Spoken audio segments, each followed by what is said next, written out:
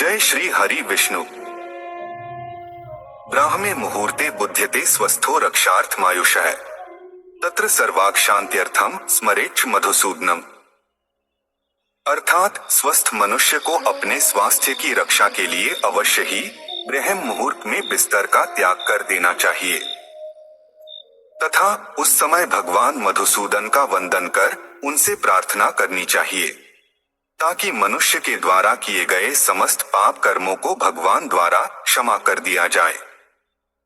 आप सभी दर्शकों का हमारे YouTube चैनल डिजिटल महात्मा पर हार्दिक अभिनंदन और स्वागत है। हमारे सनातनी धर्म शास्त्रों में वर्णित दिव्य ज्ञान के माध्यम से अपनी इस प्रस्तुति में हम आपको ब्रह्म मुहूर्त एवं ब्रह्म मुहूर्त में होने वाले लाभ तथा ब्रह्म मुहूर्त की अद्भुत महिमा, इन सभी विषयों के संदर्भ में एक छोटी सी जानकारी देने का प्रयास कर रहे हैं। हमारे सनातन धर्म में ब्रह्म मुहूर्त का एक विशेष महत्व है।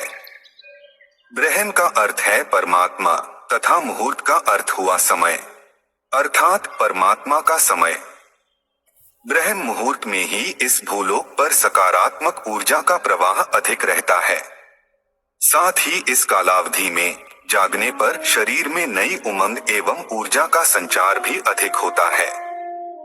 ब्रह्म मुहूर्त में समस्त देवी देवता पृथ्वी पर भ्रमण करते हैं।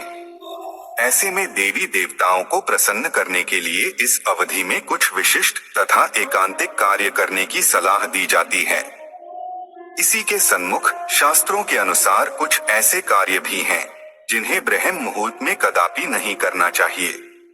आइए जानते हैं कि ब्रह्म मुहूर्त की कालावधि कब से कब तक की होती है तथा इस समय कौन से कार्य श्रेष्ठ हैं एवं कौन से नहीं। रात्रि के चौथे व अंतिम पहर यानी उषा काल से लेकर तथा सूर्योदय से पहले तक का जो समय होता है उसे ब्रह्म मुहूर्त कहा जाता है। 24 घंटे में 30 मुहूर्त होते हैं। 2 घड़ी अथवा 48 मिनट के कालखंड को एक मुहूर्त कहा जाता है। दिन व रात का 29वां भाग ब्रह्म मुहूर्त कहलाता है।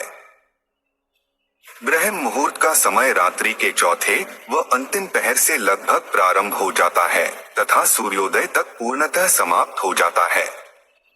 हमारी घड़ी के अनुसार प्रातः 4:24 से लेकर 5:12 तक की कालावधि ब्रह्म मुहूर्त की है। अर्थात मनुष्य को 4 से 5:30 बजे के मध्य जागृत अवस्था में होना ही चाहिए। यह समय निद्रा त्याग के लिए सर्वोत्तम है। इस कालखंड में मनुष्य को किसी भी परिस्थिति में अवश्य ही अपने शैया का त्याग कर देना चाहिए। अब बहुत से लोगों के मन में यह शंका अवश्य उठती होगी कि इस भूतल में बहुत से ऐसे भी स्थान हैं जहां बताए गए समय से पूर्व ही सूर्योदय हो जाता है। इस शंका का समाधान यह है कि उन स्थानों में जितनी शीघ्रता से सूर्य उदित होता है उतनी ही शीघ्र सूर्यास्त भी हो जाता है।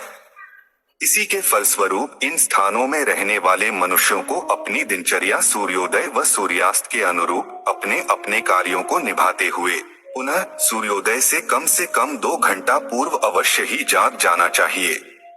तथापि उन स्थानों में सूर्योदय का समय कोई भी हो, ब्रह्म मुहूर्त में उठने से सौंदर्य, बल, बुद्धि, विद्या, आयु और उत्तम स्वास्थ्य की प्राप्ति होती है।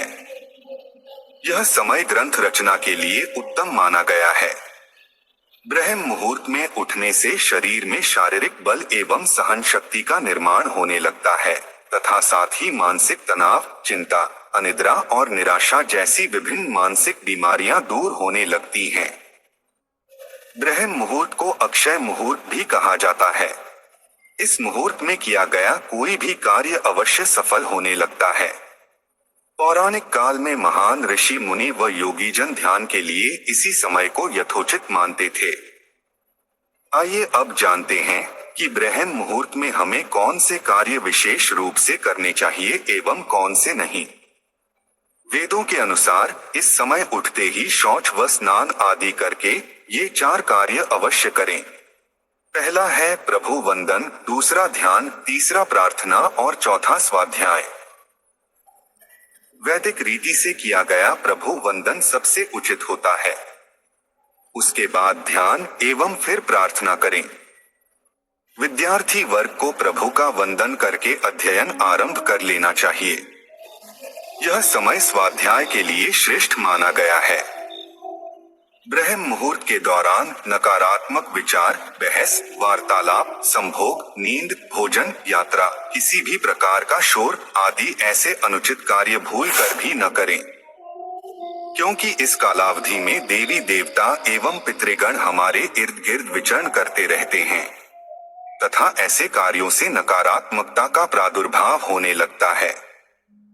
यह भी देखा गया है कि अधिकांश लोग इस समय जोर जोर से आरती व पूजा पाठ इत्यादि करते हैं।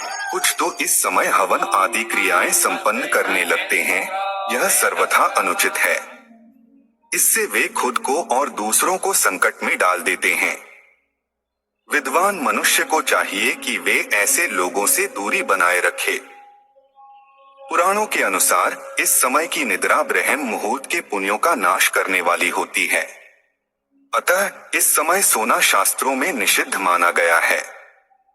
अष्टांग हृदय के अनुसार केवल स्वस्थ मनुष्य को ही ब्रह्म मुहूर्त में जागना चाहिए, किंतु ग्रंथों में गर्भवती महिला, बच्चे, वृद्ध लोग एवं किसी भी शारीरिक और मानसिक रोग से पीड़ित लोगों को ब्रह्म मुहूर्त में उठने का कोई भी प्रतिबंध नहीं है एवं वे भी ब्रह्म मुहूर्त में जागकर इस समय का संपूर्ण लाभ प्राप्त कर सकते हैं।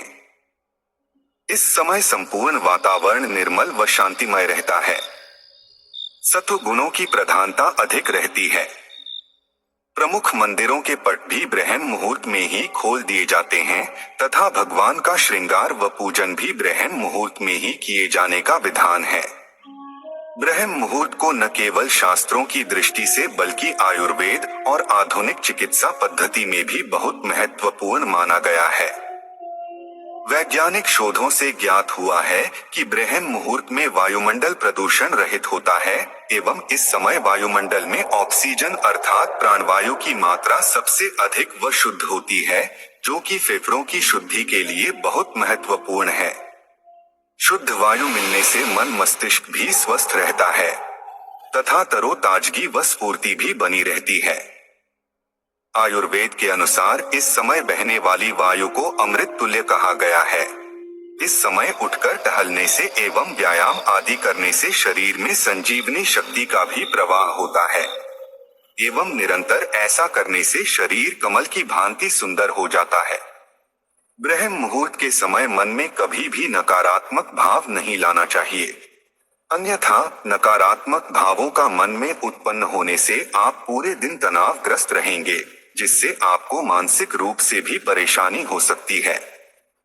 अंततः इस समय कोई भी बुरे भाव अपने मन में प्रकट न होने दें तथा इस समय वंदन, ध्यान, प्रार्थना, स्वाध्याय एवं व्यायाम इत्यादि करें। इस समय में शुभ कार्य करने से वह पूर्ण होते हैं और पूजा अर्चना करने से भगवान का विशेष आशीर्वाद प्राप्त होता है। तो यह थी ब्रह्म मुहूर्त एवं ब्रह्म मुहूर्त में होने वाले लाभ तथा ब्रह्म मुहूर्त की एक अद्भुत महिमा। इन सभी विषयों के बारे में एक छोटी सी जानकारी। हम आशा करते हैं कि आपको यह जानकारी अच्छी लगी होगी। अगर अच्छी लगी हो तो वीडियो को लाइक करें और हमारे चैनल को सब्सक्राइब करने का कष्ट करें। अगर आपने हमारा चैनल पहले से ही सब्सक्राइब कर रखा है तो इसके लिए हम हृदय की अनंत गहराइयों से आपका कोटि कोटि धन्यवाद करते हैं। अपनी अगली प्रस्तुति में हम आपको एक नई जानकारी देने का प्रयास करेंगे। एक बार फिर से आपका बहुत बहुत धन्यवाद। जय हिंद, जय भारत।